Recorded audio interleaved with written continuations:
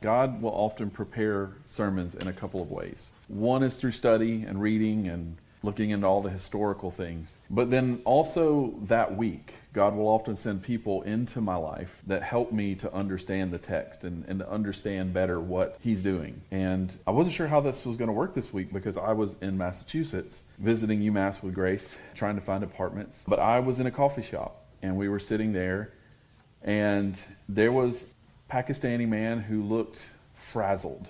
He just looked like, something was wrong. And I'm me, so I talked to him and said, "Hey, are you okay? What's wrong? What can I do for you?" And turns out he had lost his phone, and he was panicking, trying to figure out where it was. He had his laptop with him, so we did the whole find my iPhone. I hotspotted from my phone so that he could connect to the internet and do all that stuff. We get to talking, and he's got his PhD dissertation sitting on the table, and I recognize what that looks like and the effort that goes into those. So I asked him about it. I had misread it. I was reading it upside down. But I thought it was something about civil engineering and, government planning. But it turns out it was about conflict and the transition of power in his country of Pakistan. And he was meeting with one of his advisors. We found his phone. It was back at his house. He calmed down. He was able to meet with his advisor. And he texted me later and he was like, "Hey, I just want to thank you. I was super nervous to meet with this guy and then I lost my phone and you really helped me," because me and him talked through his dissertation a little bit. He said, "You really helped me to be ready for that meeting. And I just wanted to say thanks. And it'd be great if we could meet up and get some coffee and talk some more." And so it worked out to where we were able to get together and meet up one more time before I left. We ended up talking for like 3 hours.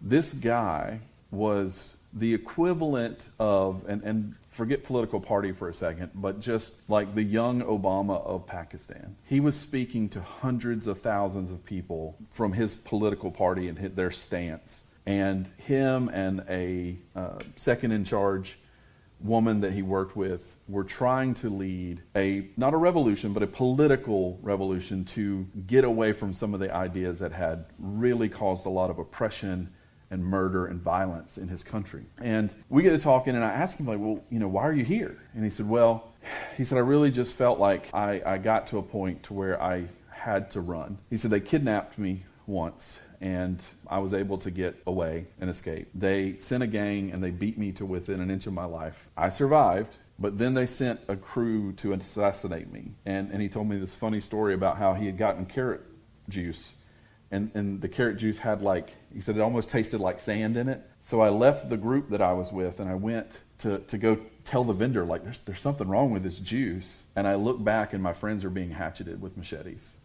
And he was at that point, he said, I realized 3 times, I've got to go. And so him and the other woman that was helping him in their political organization fled. She unfortunately fled to Canada. He fled to the United States. She was assassinated because Pakistanis don't care about Canadian security. The reason he's here and the reason he's alive is because they do care about it in America and they don't dare try to do it here. And the whole time I'm sitting here listening and I'm thinking, I have to preach about conflict this week. This is crazy how God is sending this person into my life to help me to understand the cycle of violence that just keeps perpetuating. And I'm looking forward to when we go back to move Grace in, he's like, "Hey, I'm going to have you over. We're going to do a barbecue. It'll be the best goat you've ever had." And I'm like, man, I love a barbecue. So he said he just wished he could get a hold of some camel for me. But it's just so amazing to me how the Lord works. Because here I'm just trying to be nice and help this guy out, and it turns into this whole thing. And I'm just blown away by how God uses people if you are willing. If you are just open, God will teach you so much. Now, I don't know if he's a believer. I shared the gospel and my worldview several times in our conversation, but I hope over time that he does become a believer. And I hope to bring him down here and introduce you. I'm not using his name on purpose because I don't know the ramifications of that for him, so I don't want to do that. But I would love for you to meet him and to see someone who is dealing with a level of conflict that we can't imagine. Okay, I'm going to be talking about conflict this morning and kind of the cycle of violence. And we understand it on one level. I was talking to my middle schoolers this morning in DNA. There's a certain kind of violence that happens at middle school or in your co-op. But it's more about words. It's not somebody coming to assassinate you. It's not somebody coming and killing all of your friends. But this morning, we're getting to one of the hardest passages in the Sermon on the Mount. And it is a sharp passage for us this morning. And if you've been following along with us, you know what Jesus has been doing in chapter 5. He's basically peeling back the law, layer by layer, until we see the heart behind the law itself. Right? So murder, adultery, divorce, oaths, those are all things we've covered recently. And now he's coming to the last two antitheses, if you will, of that go even farther than anything he has said up until this point. So let's read our text this morning, Matthew 5, starting in verse 38 through 48. You have heard that it was said, an eye for an eye, and a tooth for a tooth. But I say to you, do not resist the one who is evil. But if anyone slaps you on the right cheek, turn to him the other also. And if anyone would sue you and take your tunic, let him have your cloak as well. And if anyone forces you to go 1 mile, go with him 2 miles. Give to the one who begs from you, and do not refuse the one who would borrow from you. You have heard that it was said, you shall love your neighbor and hate your enemy. But I say to you, love your enemies and pray for those who persecute you, so that you may be the sons of your Father who is in heaven. For he makes his sun rise on the evil and on the good, and sends rain on the just and on the unjust. For if you love those who love you, what reward do you have?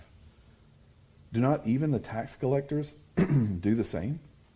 You therefore must be perfect, as your heavenly Father is perfect. I want to get you to picture something that I don't think is very hard in our current climate and environment to picture. You're going to turn on the news this week, and somebody is going to be shooting something at somebody else, right? And it might be Russia, Ukraine. It might be us in Iran. It might be things happening in Pakistan and India and Afghanistan. But what happens is one side fires, and then the other side retaliates. The first responds with, something bigger, and the spiral, it just climbs. It just gets out of control. And the news of strife between nations is always the same, drearily similar story. That friends, guys, this is the oldest story in the world. It goes back to Adam and Eve and their 2 kids, from 2 siblings fighting in the back seat today, right? This cycle just continues to happen all the way up to you have nations who are fighting over some piece of land or some territory. It's the same story. It's just a different scale.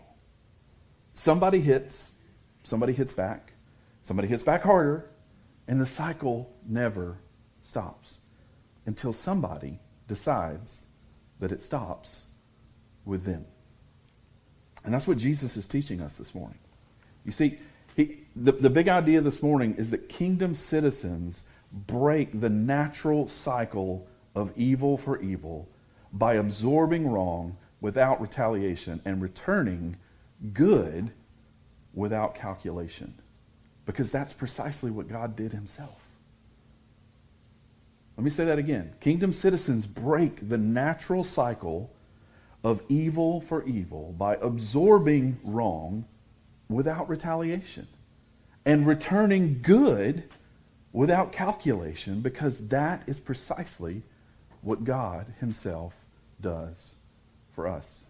If you're taking notes, kind of the first heading that will be helpful to you is that the law was better than you think. The law was better than you think.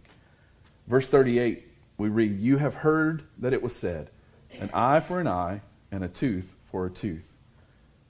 Now, the reality is when most of us hear in our culture an eye for an eye, we think that sounds barbaric.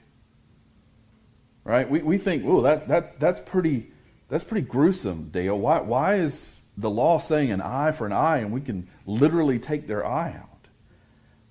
But I want you to understand that this was not permission for vengeance. Quite the contrary, it was a restraint of vengeance. And this was revolutionary in its day. This was seen as a great advance. This was a guideline for a courtroom, right? So somebody comes and they take your eye out. You can't say, okay, well, I'm going to cut their head off. No, the courtroom would say, no, okay, we understand. You've been hurt. And we're going to limit the amount of hurt that you can do to another person to the amount that you had received. But no more.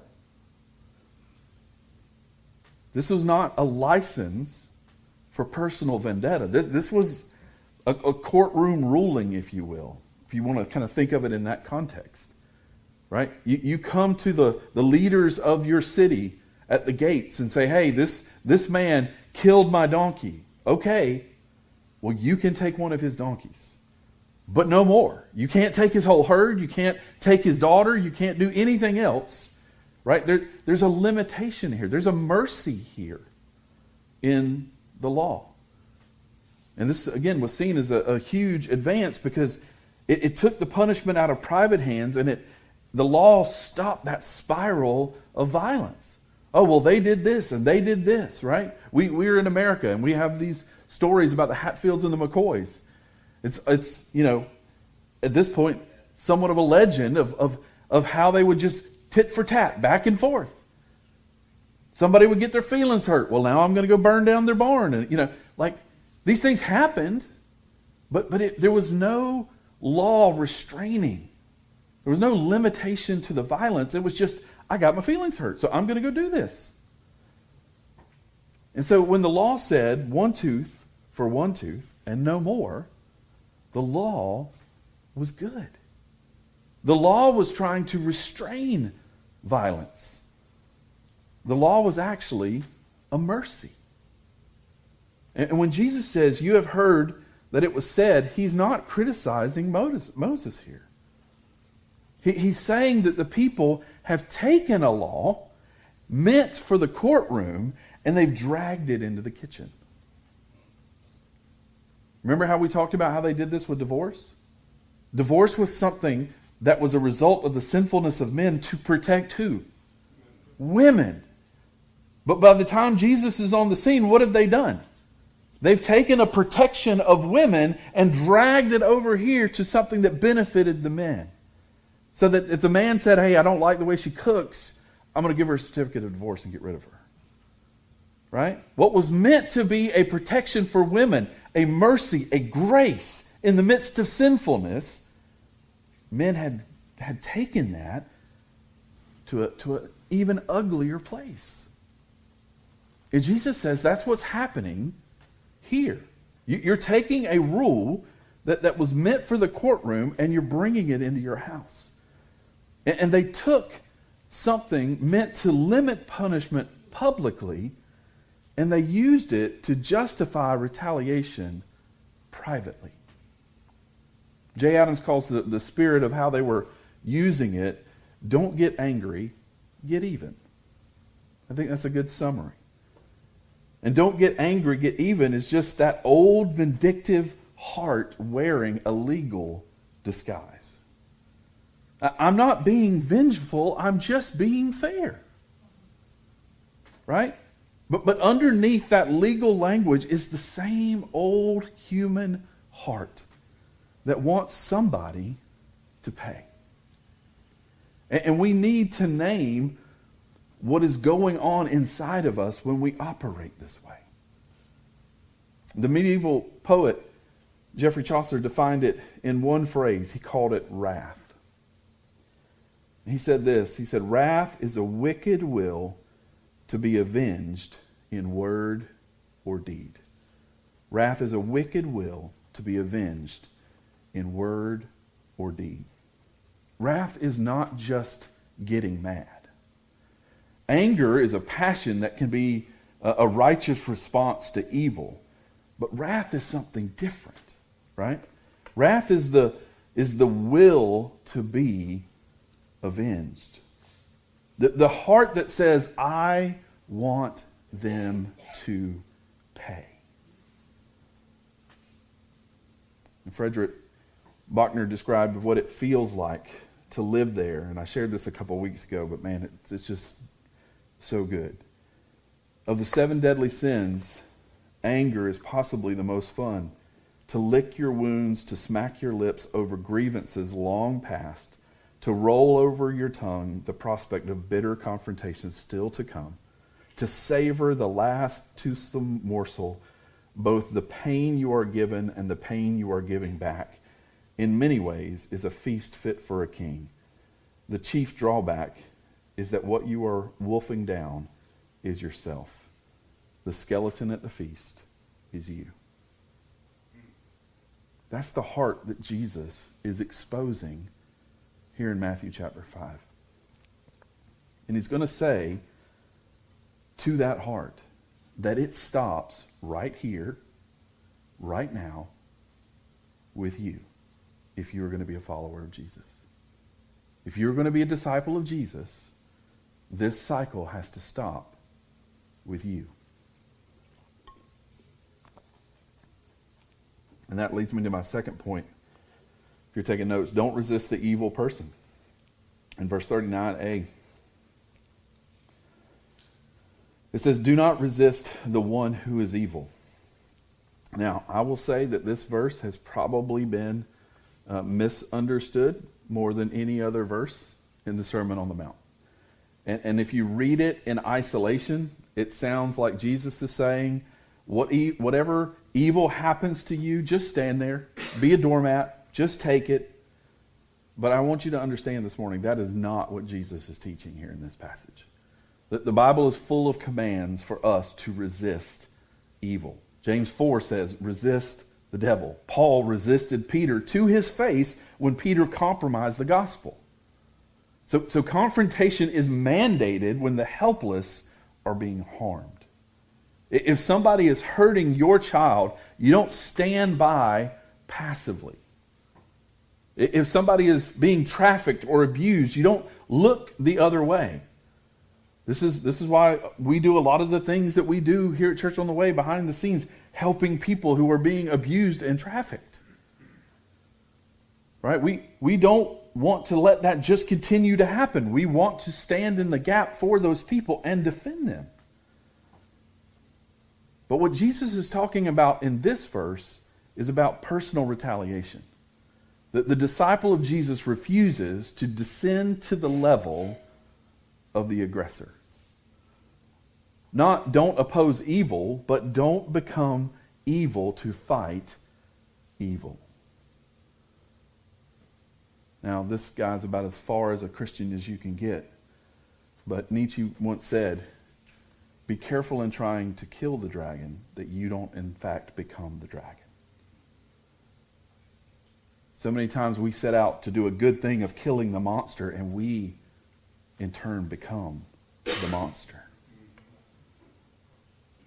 And so the posture that Jesus wants us to take as his disciples is meekness. But I think when most of us hear that word, we think weakness. We think doormat. The kid who got picked on, who never fought back. But again, that's a horrible misreading and misunderstanding of the word weakness. The early church father, John Chrysostom, defined it like this. Meekness is the calmness of a mind which cannot be easily vexed by the evils it suffers, nor be provoked to inflict evils. Meekness is the calmness of a mind which cannot be easily vexed by the evils it suffers. Right? He's acknowledging we're going to suffer evil. We're going to experience that. But that mind is so calm that it's not provoked to inflict evil back onto other people.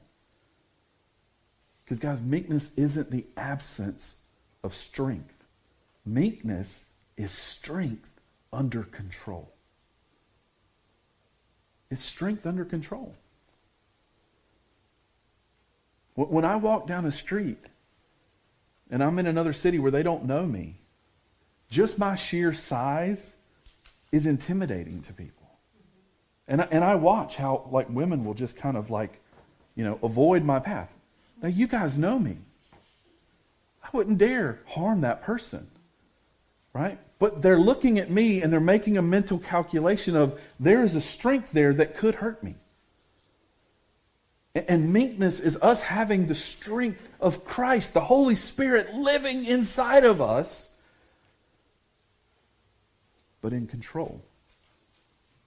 So that when the evil one throws the accusations and hurls the insults, I don't respond physically. Right? Meekness is strength under control.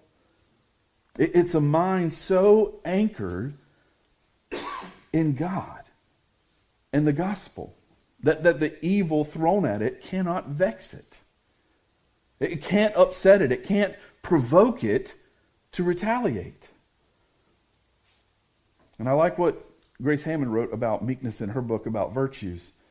She said this: only the meek are not purely reactive in their contexts. They alone can reject an eye for an eye and a tooth for a tooth and break the perpetual cycle of violence. Only the meek are not purely reactive in their contexts. Did you catch that? But only the meek can stop the cycle. Everybody else is reactive. They're caught in the cycle. And do you know what that means? They're not free. When you're reactive, you are not free. You are enslaved to the passions of your flesh. And they swung at me. They hurled an insult at me. I'm going to hurl one right back. Why? Because I'm not free. I'm trapped. I'm the slave. But the meek person, they are the only free ones in the room. And Jesus gives us 4 illustrations of what it looks like to not be caught up in this cycle, to be free from it. And these 4 illustrations, this is my third section, it kind of pushes us further. And I want you to notice how these 4 illustrations, they escalate. The cheek is about personal honor. The lawsuit is about legal situations. The mile is the power of the state or the government. And the loan, well, that's just everyday economics that we deal with. So, wherever the cycle of retaliation spins up, Jesus is saying to us this morning, we need to break it. So let's look at each one of those real quickly. The backhanded blow, verses 39. And again, the cultural context, it matters here. I want you to take your right hand and look at it. And if you're going to hit somebody on the right cheek, what part of your hand are you going to use? The backside, right? You're going to have to backside them. So in the ancient world, a backhanded slap was about insult, not injury, right? If somebody just comes up to your face and they just pop you, right? Like, they're not necessarily trying to knock you out and hurt you. They're just trying to insult you publicly. It was one of the interesting things. My friend from Pakistan, he teaches at a high school. And he was telling me about how, the kids, they don't seem to have a way to get their frustration out anymore. And so they all just seem depressed and that kind of stuff. And he's like, I don't understand it. He's like, where I grew up, I would just give you 7 slaps. And I was like, 7 slaps? He's like, yeah. He's like, if you did something that was offensive to me and you hurt my feelings, I would just slap you 7 times. But it just, they physically had a way. Now, he wasn't trying to hurt that person, but he was just trying to say, don't be stupid. In his culture, they had more ways to express don't be stupid that physically got your attention really quickly, right? That's what Jesus is talking about here. This is about insult, not injury. In other words, it was an affront to your honor. And Jesus is saying, if a person tries to publicly humiliate you, don't trade insults. Absorb the dishonor. Break the cycle. Now, That's hard, right? Because when somebody publicly insults you in front of all of your friends or in front of your workplace, every fiber of your being wants to fire back. I was telling the boys this morning, when I was growing up in public school, that was your mama jokes. And we, always made sure we had a one-up, So when they said, your mama's this, we said, well, your mama's so poor, she walked in the front door, tripped over the step, and fell out the back door, right? We were ready with some zingers, right? We wanted to, get even, because that's human nature. That's what we want to do. Every part of our being wants to do that. We want to fire back with some kind of sarcastic, clever word. We want to, nowadays, we want to craft a nice little Facebook post designed to make sure everybody knows that we got the last word, right? Just vague enough, but just specific enough, right? And Jesus says, no, the cycle stops with you. If a person tries to publicly humiliate you, don't trade insults, just absorb the dishonor. Then he goes on in verse 40, the lawsuit. In ancient Israel, you had two main pieces of clothing. You had the tunic, which was your inner garment, and you would have the cloak, which was your outer garment. And a creditor could take your tunic. Okay, if you owed them money, they could take that tunic from you. But because the cloak doubled as your blanket at night, Exodus 22 explicitly said, you that's protected. You can't take that from a person, because if they are out on the street and they need a way to warm themselves in a cold desert night, it would be inhumane to take that from them. It's the one thing the law said no one could take. And so Jesus is saying, if somebody sues you for the one thing the law says they can take, give them the one thing the law says they can't take. And Paul makes the same move in 1 Corinthians 6:7. Why not rather suffer wrong? Why not rather be defrauded? Better to lose the lawsuit than to lose the witness. Then Jesus takes it up another level. Verse 41, he talks about the second mile. And I don't know if you know this or not, but Roman soldiers had the legal right to grab a Jewish citizen at any time and force him to carry their equipment for 1 mile. If you remember Simon of Cyrene, he was forced to carry the cross of Jesus. That same word, they compelled him to help Jesus. This was a hated practice. The Jewish people could not stand this law of the state. Imagine being a faithful Jew and a Roman soldier just comes along from a pagan empire. They're occupying your homeland. And then to add insult to injury, they're like, hey, would you carry my bags for me? Would you carry my gear? And you would be compelled. You would have to legally, right? So now Jesus is going from the private to the law, to the government. And here, every fiber of your patriotism would just want to rebel. And Jesus says, go a second mile. I think Keener says it perfectly. He says, going the extra mile is not just submitting to unjust demands, it is exceeding them. Why? By showing love to your oppressor. And that's the bridge to what's coming next. Verse 42, giving and lending. And listen, if you were to take this verse literally, absolutely literally, you'd be bankrupt by Tuesday. So how do we read it? Well, Augustine, I think, said it better than I can ever say it. He said, the text says, give to everyone who asks. It does not say, give everything to everyone who asks. Let me say that again. The text says, give to everyone who asks. It does not say, give everything to everyone who asks. Give to everyone, not give everything. And Jay Adams adds a little bit of practicality here. In his classic style, he's like, this is not a command to bankroll every lazy scoundrel. It is not the refusal to give that is condemned, but the refusal out of selfishness. The principle is this: the disciple of Jesus has a generous spirit. The disciple does not reflexively close their fist first. Instead, a disciple instinctively says, how can I help? What can I do? Doesn't mean we fix everything. Doesn't mean we can fix everything. Doesn't mean we should fix everything. But our posture should be one, not of selfishness, and I've got to hold on to all my stuff and I've got to keep it, but of seeing a person in a coffee shop and going, man, there's something wrong with them. Maybe I can help them, right? Having that ability to be open and then go, how can I help in this situation? And so many times how you can help is actually just connecting them to somebody who can really help. That's a huge help. That's a lot of what I do is stand in between all these different people. These people need help. These people want to help. It's one of the things that I absolutely love about the Care Portal and our team that's working with the care team. That whole system is designed to be a system to where somebody puts in a request and says, hey, these people need help, and it's a legitimate request. And then this group of people on the other side says, hey, we'll pay for it. And then the church is in the middle going, well, we'll deliver it and share the gospel while we're there, right? A lot of times that technology is what Christians should be doing. It's, you need to hire somebody? Oh, I know 5 people who need a job, who need a better job, right? And we're just connecting them. I can't pay their mortgage. I can't do all this stuff, but if they can work, now they can pay their mortgage, right? That's what we are to be as Christians. We're to be looking around going, how can I help? That needs to be our heart posture when we walk into any room with any group of people. How can I serve? How can I help this group of people? Because when we do that, it changes us. Because we stop thinking about us and we start thinking about others. And when you look at all 4 of these examples together, personal honor, legal protection, political imposition, and our economic resources. That's every sphere where the human heart wants to grab and hold and retaliate. And Jesus says, open your hand.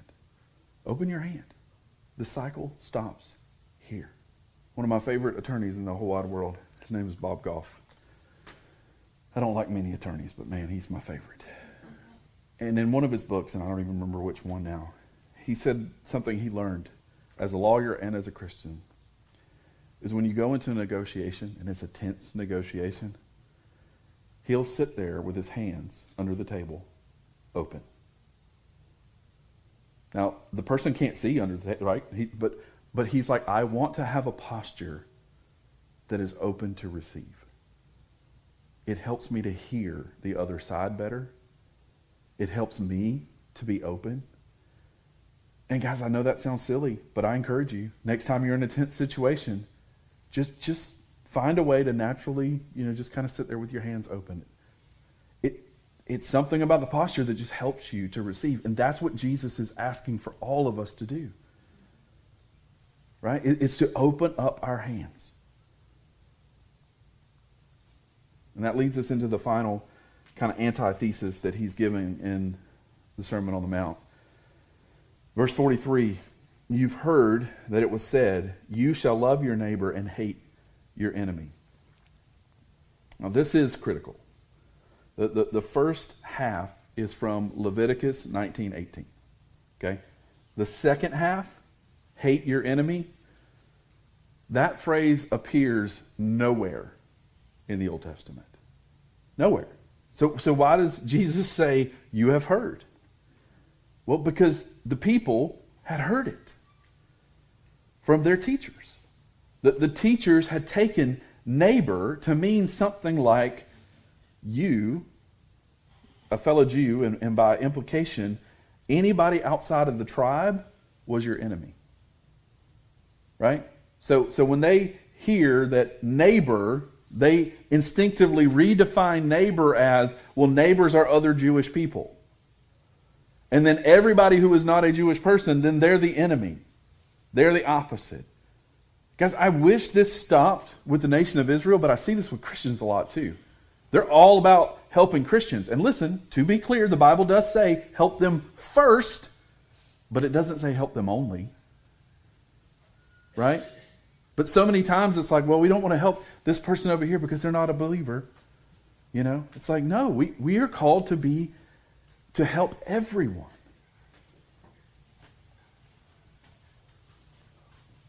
Jesus tears down our whole framework of tribalism and division.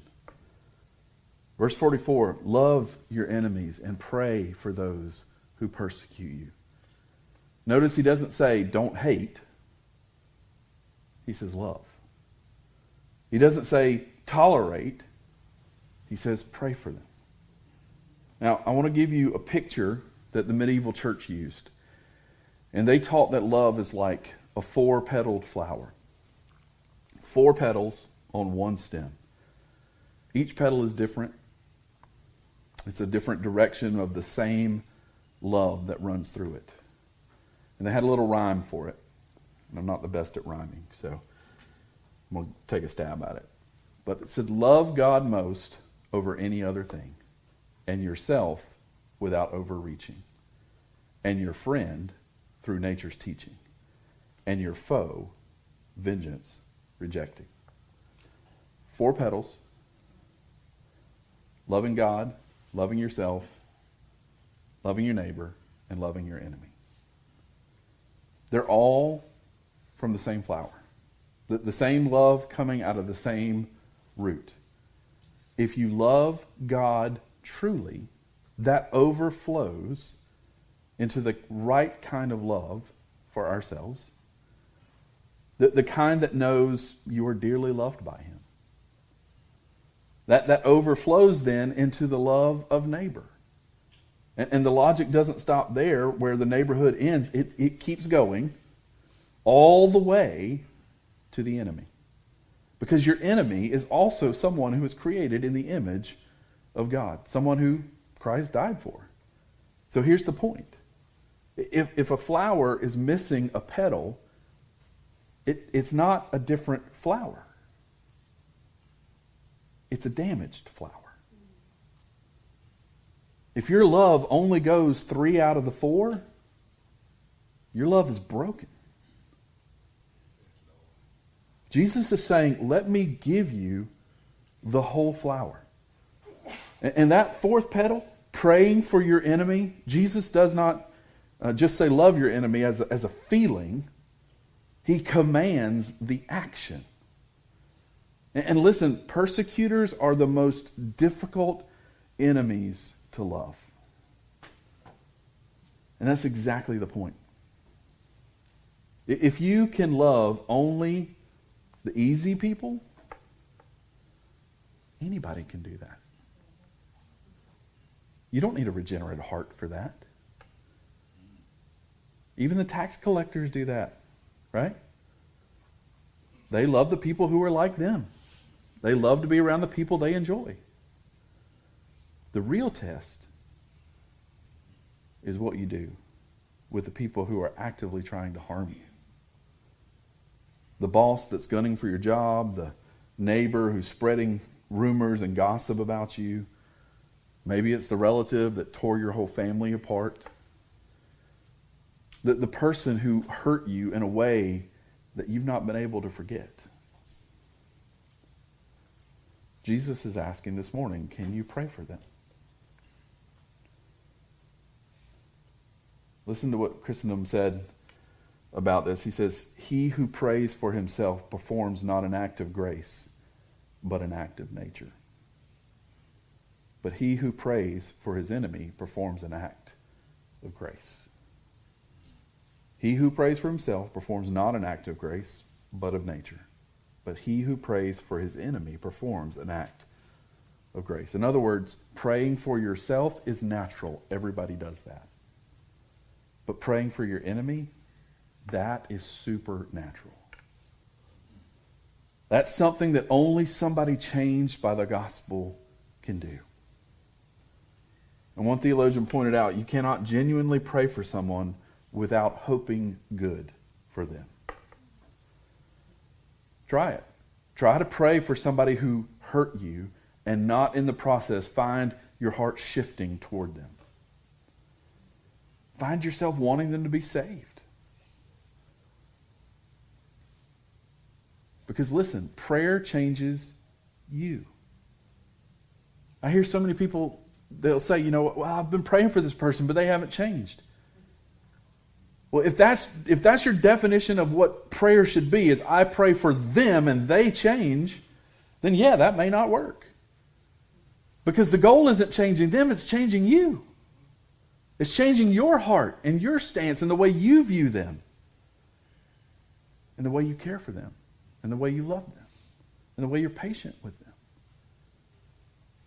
And that way, I guarantee you, prayer works every time. For a regenerate heart. Because you will change. This is what Jesus commands. Then in verse 46 and 47, if your circle of love just happens to match the circle of people who you already like, what have you achieved? Even the tax collectors, even the pagans do that, Jesus says. If you want to be known as a child of the Father, your love has to extend further. Jesus then, in verse 48, he gives us a standard that ends all of our boasting. And this is the climax of the chapter. You, therefore, must be perfect as your heavenly Father is perfect. And when most of us hear perfect, our hearts sink. Well, that's it. I'm done. Sermon over. Because I'm not perfect. But I want you to wait, because all of the commentaries point out the Greek word here, teleos, does not mean sinless. It means whole, complete, mature, undivided. This word traces back to the Hebrew word tamim, used of sacrificial animals without blemish and of people wholeheartedly committed to God.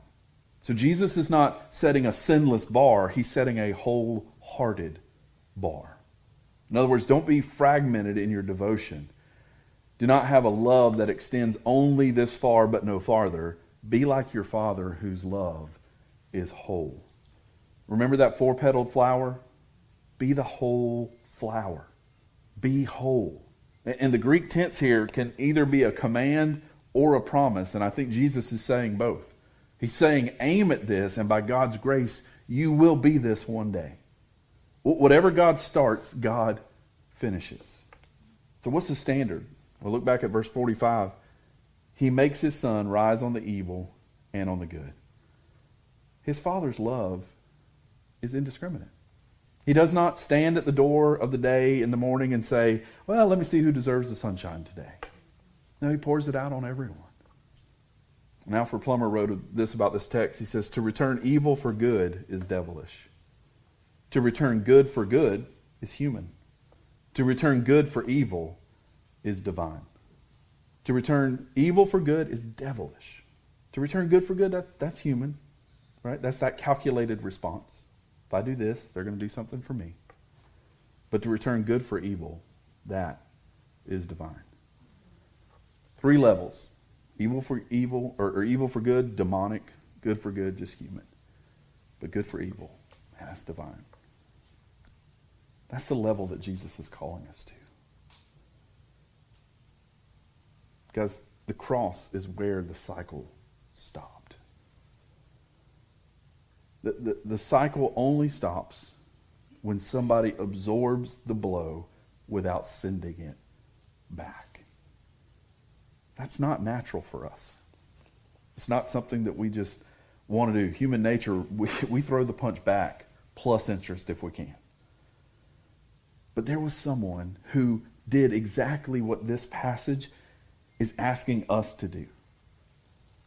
The man who is speaking the sermon, Jesus.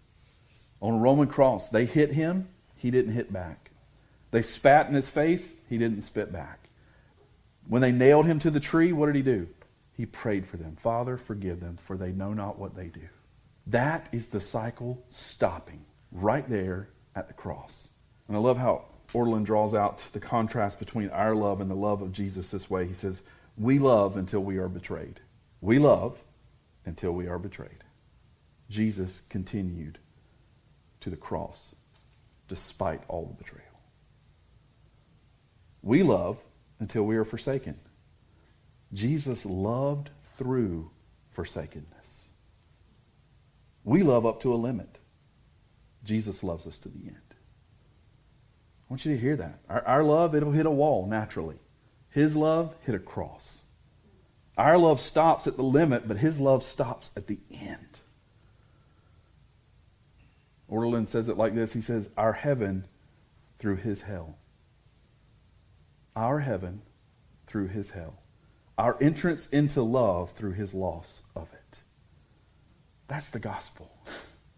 The one who taught this sermon is the one who lived this sermon perfectly. He embodied the standard. He absorbed every blow that should have come to us. He took the cycle of evil we deserved on himself. and he buried it in the grave. And when he rose on the third day, he rose with the cycle broken.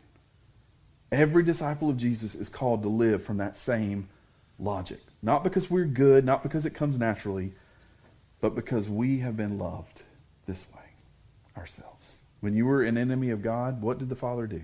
God shows his love for us, that even while we were still sinners, Christ died for us. You were the enemy, and he loved you. He prayed for you. He absorbed the blow you deserved. That's how he loved you. And if that's how he loved you, how can you not extend that love?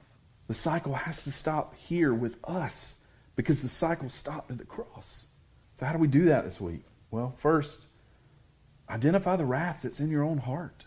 Remember Chaucer's definition, the wicked will to be avenged. Are you sitting at the feast of bitterness, savoring the grievances long past, planning bitter confrontation still to come with someone? If you are not eating somebody else, you're eating yourself. Name them and pray for them by name. Second, absorb the blow. The next blow that comes to you, just absorb it. The next time an insult comes, the next time an unreasonable demand comes, do not return evil for evil. Be meek, not weak. Power under control.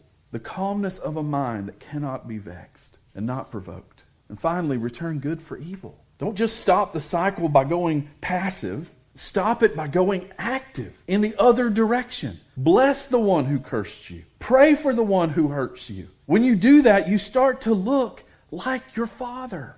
And that's what a follower of Jesus should look like. Let's pray. Father,